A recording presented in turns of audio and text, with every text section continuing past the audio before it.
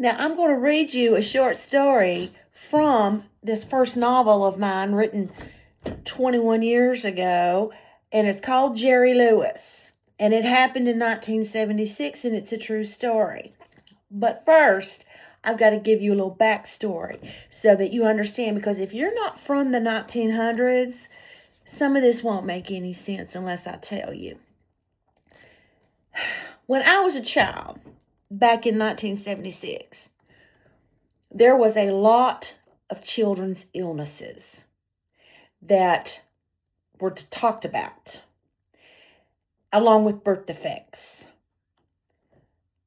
There were children in my era. There were two little twin girls in my kindergarten class who had been affected by polio, and so they had to live a life with crutches.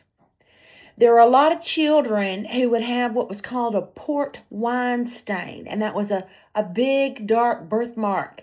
And sometimes they would have it on their face somewhere, or on their arms or legs. And people were afraid of that. They didn't want to get it themselves. It's not contagious, of course, but you get my drift. There was talk all the time about a disease called sickle cell anemia.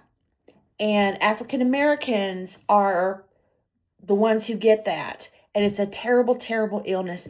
And I can't remember the last time I heard anybody talking about sickle cell anemia.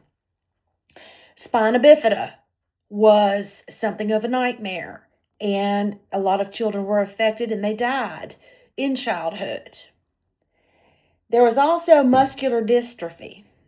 Now, muscular dystrophy was so big in terms of people talking about it that every year there was a telethon in the fall to raise money to find a cure. But in the summertime, there was something called the Jerry Lewis Carnival.